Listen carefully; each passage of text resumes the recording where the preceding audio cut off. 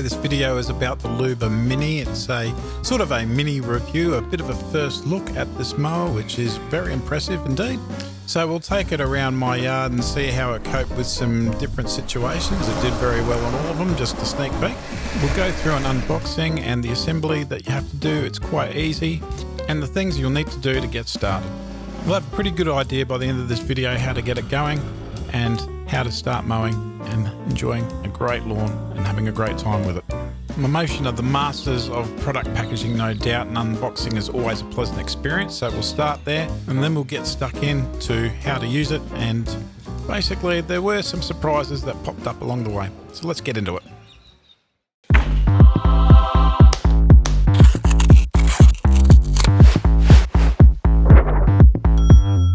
Bad little baby, I'm hot like tea. I'm a bad little chick with a body on me like no ring, ring, ring. Never met a girl like me in his dreams. Fit like big with a face so mean. All the bad boys trying to get with me. No ring, ring, ring, but they ain't got no hook like me. I bet don't do it. It's always a pleasure unboxing Mammotion gear because it is packed always very well thought out, and the materials and build is always impressive. The real value of the mini series from Mammotion is that you're getting the same materials, same quality and same workmanship right throughout at a much cheaper price. The only compromise being the time it takes to mow an area and how much it can mow, but in a smaller yard situation, that's not an issue.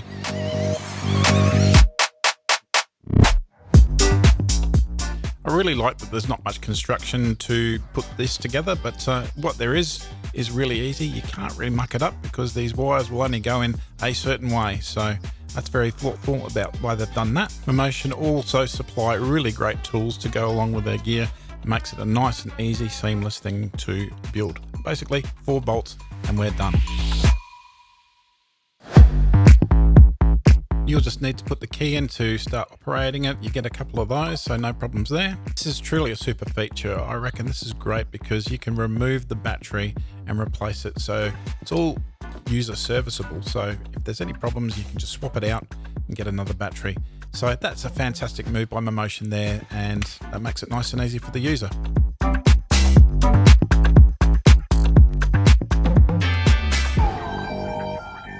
After you're done unboxing and making the mower up, then you have to set it up. Now, it's pretty easy. Basically, you've got a base station, you've got an RTK, you connect them together, you connect them to power, make sure it's a nice flat spot. Now, I've made my setup here a little bit more permanent. So this is where it's staying, and this is nice and close to the shed. You really shouldn't be doing stuff like that. You should have a little bit more in the open, but it has to be flat. And I've got my RTK permanently set up here, so I've used the pole to permanently set it up here. So the reason why I did film this, but it was a monster job for me, and yeah, it was a pain in the bum, to be honest. But look, it's just the same as other robot mowers, and especially the same as the Yuka Mini, which is the same sort of thing. Base station, you got your screws to put into the ground, make sure it's a flat area, make sure it can see the satellites, set up the RTK, should I say, and away you go. So after you've set that up, then you need to download the app, and then you need to add the mower and the RTK to the app. Now, I apologize totally in advance for what I'm about to do next. It was just a bit of fun using some AI, a picture that I had of myself, changing it to a Pixar style character and adding my AI voice to it. And yeah, it's a bit weird, but anyway, it's hopefully engaging, so you get the point of how to add the mower and the RTK to the system to get mowing. Open the Mammotion app, press add to add mower and RTK station. The app will search and find them. Now add. We'll do the RTK first. Connect to your Wi-Fi network. This can take a while. The app connects the RTK to the network. You can rename the device, click upgrade to make sure you have the latest firmware. Add your mower by the same method. The app will give you some hints on the placement of your charging station. More than likely, you'll need to update the mower. Mammotion gives out very regular updates. Mower updates can take a long time. This is sped up for you, but my download took nearly 10 minutes. Click finish and your mower will be ready to map. That turned out way weirder than I imagined. Now, there's a couple of methods that you can go about mapping. There's the auto mapping and there's the manual mapping. Look, I'll be honest, I've had mixed success with the auto mapping. It does work, but it does have a few quirks, which I'll go into in a sec. But really, manual mapping is just a much more accurate and quite a quick and easy thing to do, which I'll show you how to do that in a moment as well. But look, the manual mapping here has worked very well.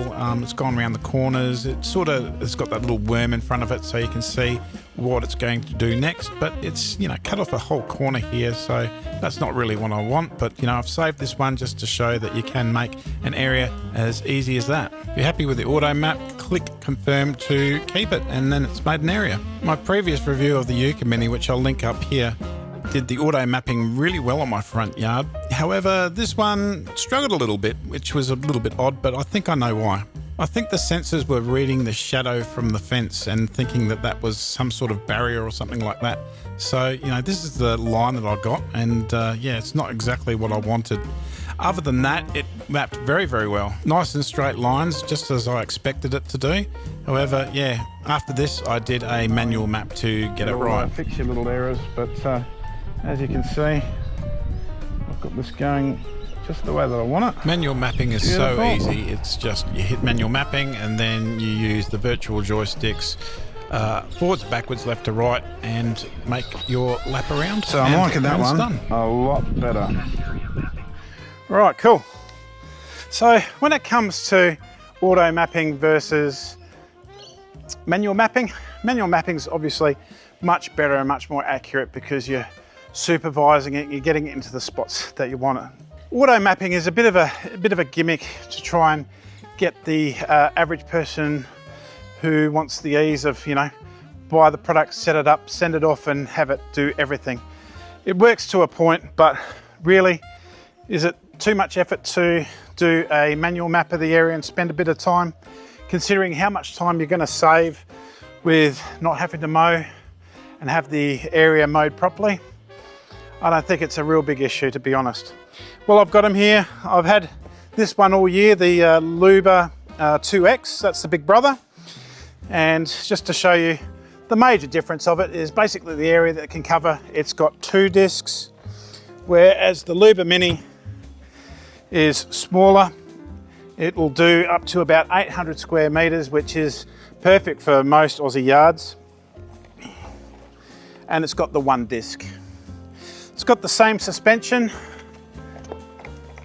system, the same 4-wheel drive motors, the same Omni front wheel, and it's got the AI vision to make this a really fantastic artificial intelligence RTK GPS controlled mower that is hassle-free once you've got it set up, and the magnificent mowing range of, I think it's about 70 mils right down to 20 mils in the Australian version, means you can get those nice tight low cuts that look great on cooch, kikuyu, buffalo, and anything else that you want to throw this at. This is a fantastic price for what it is. It is just as capable as this. Like what I said, it'll take a little bit longer and the area is a little bit less, but if you've got a small yard that is a little bit complex, this can really do hills and everything like that. I don't have that capability to test here and I haven't had the time to test that, but I'll do that in a future video. But this is just a fantastic robot for the money. Now, I grew this area up as much as I could for this review video, and admittedly, it's not taking that much off. It looked pretty neat beforehand, but it did an excellent job, and I would have absolute confidence if I had a little bit more time and grew this a little bit higher that the 20mm cut would look very, very nice indeed. Perhaps not golf green good, but obviously it's going to make a nice, beautiful, maintenance-free lawn, which is what a lot of people want these days. Got to say, I was pretty impressed with the obstacle avoidance. This is only a little flagpole. It's very thin. It's a dark color as well, so I thought it might have had trouble seeing that, but no problems, got past that one. Also like how it goes about it. It will come up to the area that it's going to avoid, it backs off a little bit, and it goes around the corner and then after it's gone past the obstacle, it will go back and basically try and pick up the line again to maintain a straight mow. Now you'll notice here as well is that this camera's right next to it, and you can hear me speaking in the background there to my neighbour. It's very, very quiet mower to run. Now I did all sorts of things to try and trick the mower into making it get stuck, and I almost gave up, but it did this when I wasn't looking actually. It was on the water meter. It's sunken down a little bit, and that's the only time she got stuck, and it needed some help to get out. It warns you as well. Also like how the turns are done. Look, Tip Tough Cooch here. It's quite a fine grass and quite easy to scuff up. I mean, I haven't programmed anything here. The turning is really nice and maintains your turf, no problems. I just really like the neat and methodical way that this mows the lawn, and yeah, it makes it very easy to manage. Also, this is the other test. This is the path that I've created, which I've made on purpose to be quite hard and difficult. Well, it has to be, because this is really the only way it can go from the front to the back. But look, you know, there's no GPS here, no problems. The AI sees the obstacles, it gets around it, keeps going, and it makes it to the new area. And look, you know, this is quite the feat, you've got to say. And look, although I don't have the yard with lots of trees to test all the, you know, the claims of not having GPS, she's gone back to the dock and charged, and that's quite a miracle. I think it's a real strong point of the mowers from Mammotion lately, is that they always get to the dock, no problems.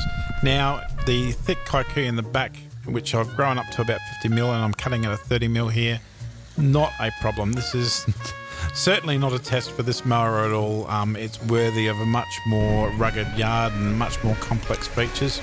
But look, I'm working with what I have here, and this is just slaying it, and it is doing it so easy. And look, the cut quality was really, really neat as well. I was very impressed about how it went about cutting this yard. So certainly if you have a kaikui or a buffalo or a very thick type of grass, this is a very good mower of choice if you want to go down the robotic route. Now, I just want to thank Mammotion as well. They've been in contact with me. They've been a great supporter of me all year. They knew that I was having a horror year, which with a few things family-wise. We're now past all that, which is great. But the thing was, I thought, you know, oh, they'd sort of like pass me by or whatever. A few companies have, because, you know, haven't been so active on the socials and everything else. However, Mammotion invited me to attend CES at Las Vegas this year, and they're going to send me up. So if you're into lawn porn still, if you haven't, you know, dropped me like a hot potato just yet, and you're in the US and you're in Las Vegas around about the 5th to the 7th of January at the CES conference, come check me out. My name's Matthew Dorm. I'm from Lawnporn. I do reviews of robotic mowers, lawn mowers, all sorts of anything lawn related tech. And I've also got the most popular range of professional fertilizers in Australia, being the Lawnporn range. So be sure to like and subscribe. It helps me grow, and it helps me get out to more people to really help them with their lawn and help them with the choice of robotic mowers. Because let's face it, they're just getting smarter, they're getting better, and it's becoming more viable for everybody involved.